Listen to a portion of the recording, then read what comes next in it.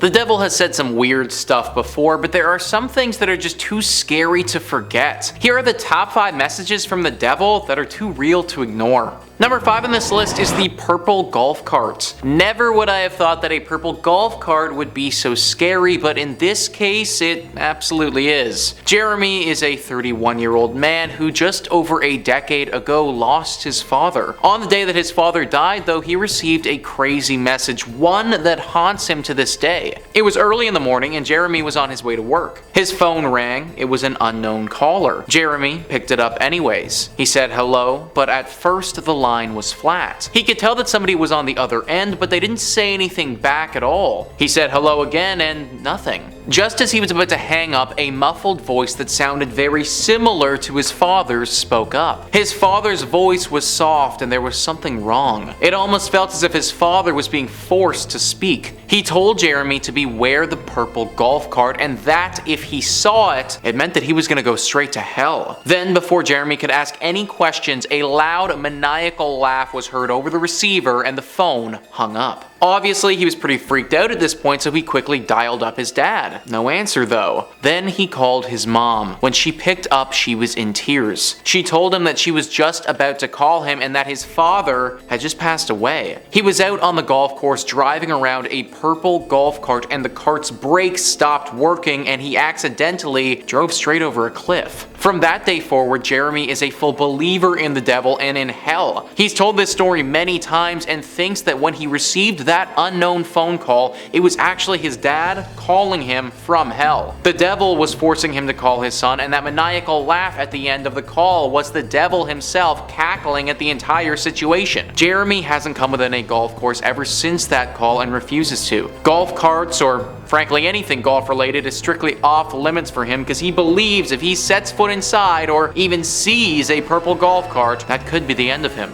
And honestly, I know being scared of a purple golf cart sounds kind of ridiculous, but if I had got that phone call, then I'd be feeling the exact same way. Number 4 on this list is the Afterlife Texts. Joni Garther remembers February 18th, 2015 like it was yesterday. That was the day her mother died. She got a phone call from her father that her mother had been in a car accident and she was killed. Obviously, she was extremely distraught, but she became even more so when she received some text messages later that day. Hours after her mother was confirmed dead, she got some text messages from her mother's phone number. They read, "I have her now. She is burning. Her screams are comforting. Come scream with her, Joni." Yeah.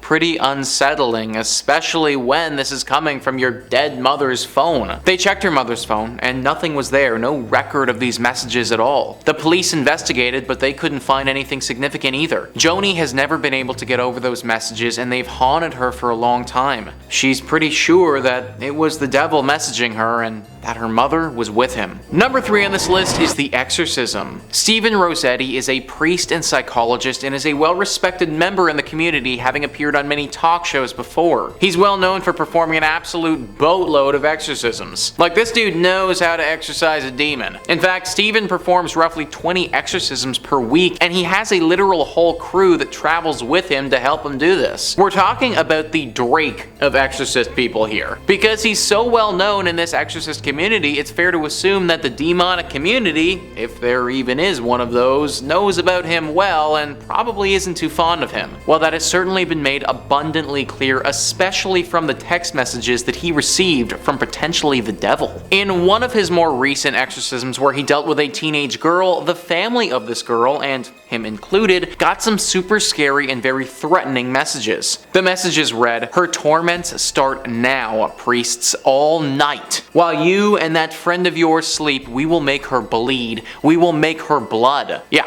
so that's a big no-no from me, and definitely not the type of message I'd be wanting to receive. They aren't even done yet though, because then they go on to say, "We're glad she's away from you now." The weirdest part about this is that the messages came from that girl's phone, but when they looked on her phone to see, sure enough, the messages couldn't be found. Rossetti is pretty convinced that these messages were the work of the devil, or at the very least, a high-ranking demon. Clearly, this girl is of some value to the devil in some capacity, and her soul has got to be harvested for some evil purpose. Stephen Rossetti took these messages from the devil super seriously and basically made it his mission to get this demon out. To my understanding, he did succeed, but I wouldn't be shocked if the devil came knocking again. Number 2 on this list is the Mercedes. This story is from a Reddit user when he was 20 years old, when he had what he describes to be the scariest encounter of his life with, potentially, the devil. Our protagonist decided to skip work this particular day and hang out with his girlfriend. They start their day off by heading to a bar and getting a drink.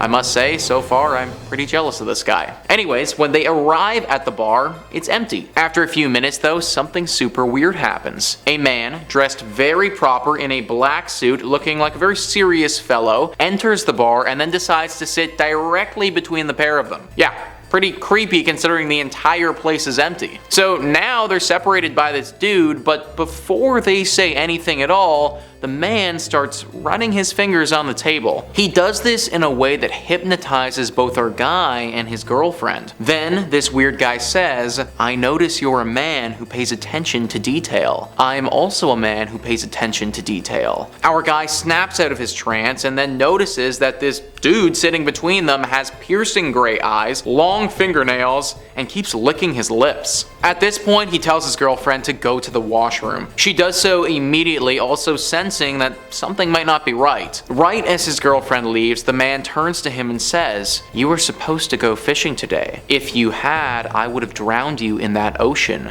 We've been watching you." At that moment, apparently the man then uttered some guttural shriek-like language that didn't make any sense. Our protagonist got up to leave at this point, but before he could, the man grabbed him and said that the next time you see me, I'll be in a black Mercedes and the license plate will say Utopia. To this day, he is deathly scared of Mercedes cars and even looking at the license plate of any vehicle, swearing that he saw the devil that day back in the bar. And finally, number 1 on this list is the bus rider. A young girl named Victoria was just trying to get home one evening when she believed she was confronted by the devil. She just finished working a long shift at her restaurant and was waiting for the bus. She got on and moved to the back. At the back of the bus though, there was a very strange looking man. He was muttering to himself and acting rather crazy. Now, this isn't completely uncommon on public transit. I feel like we've all been on a bus with a crazy dude before, but this was a little different. His mannerisms didn't look human, and the words he was saying, they didn't make any sense. Then, all of a sudden, he started screaming and the lights on the bus flickered. The bus pulled to the side of the road and Victoria and the few other people on board quickly got off, but so did this man.